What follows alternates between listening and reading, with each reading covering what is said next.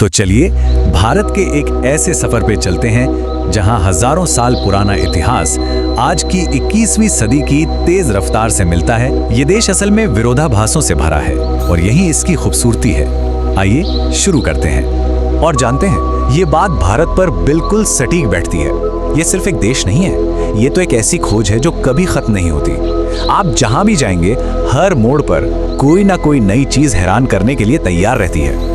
चलिए इसे थोड़ा और समझते हैं। ये सिर्फ घूमने की जगह नहीं है, बल्कि ये भारत के अलग अलग रंगों की, उसके विरोधाभासी चरित्र की एक झलक है। मतलब एक तरफ आपको मंदिरों में गजब की शांति मिलेगी, तो दूसरी तरफ उन्हीं शहरों के बाजारों में जिंदगी की असली हलचल और ऊर्जा महसूस होगी।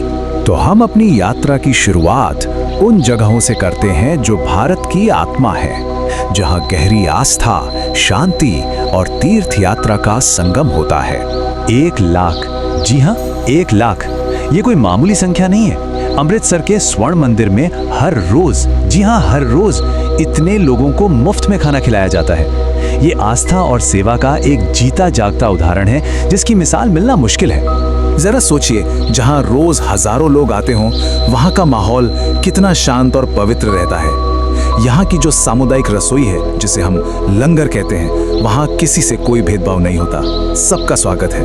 और सबसे बड़ी बात यह है कि ये सब कुछ सिर्फ लोगों के सेवा भाव और उनके जज्बे से चलता है। अच्छा, अब यहाँ से चलते हैं धर्मशाला।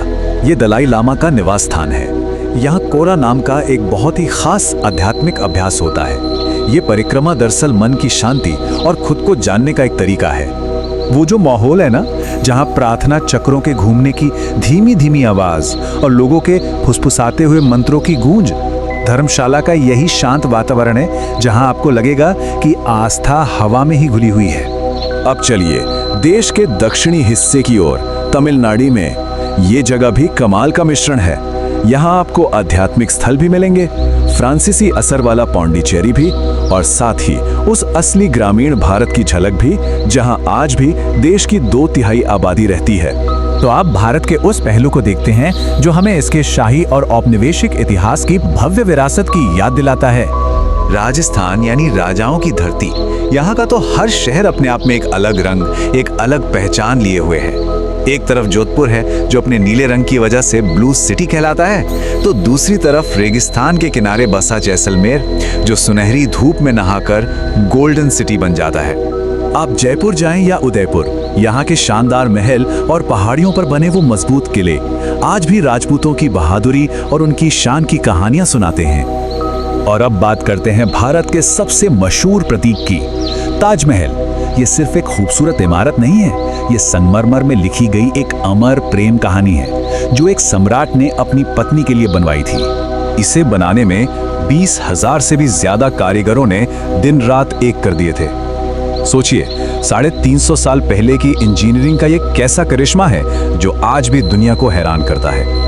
इसका दूधिया सफेद संगमरमर और उस पे की गई वो बारीक नक्काशी, सच कहूं तो इसकी खूबसूरती और इसके पीछे की कहानी ही इसे दुनिया की सबसे यादगार जगहों में से एक बनाती है। और फिर आती है राजधानी दिल्ली, जहां आपको एक ही शहर में 2 अलग अलग दुनियाएं देखने को मिलेंगी।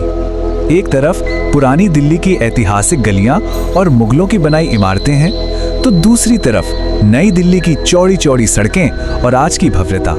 तो चलिए इतिहास से निकलकर अब आज के भारत की नब्ज को महसूस करते हैं। देखते हैं इसके बड़े शहरों की रफ्तार, रचनात्मकता और जबरदस्त ऊर्जा को। मुंबई, वो शहर जो कभी सोता नहीं। सुबह सुबह मछली बाजार की गहमा गहमी से लेकर शाम को मरीन ड्राइव की ठंडी हवा तक, ये शहर हमेशा रफ्तार और ऊर्जा से धड़कता रहता है। भारत के विरोधाभास का शायद इससे बेहतर उदाहरण और कोई हो ही नहीं सकता। हैदराबाद को देखिए, एक तरफ है भविष्य का IT हब साइबराबाद और दूसरी तरफ है सदियों पुराना ऐतिहासिक मुस्लिम क्वार्टर। यही तो भारत है जो अपनी जड़ों को सहेजकर भविष्य की ओर बढ़ रहा है।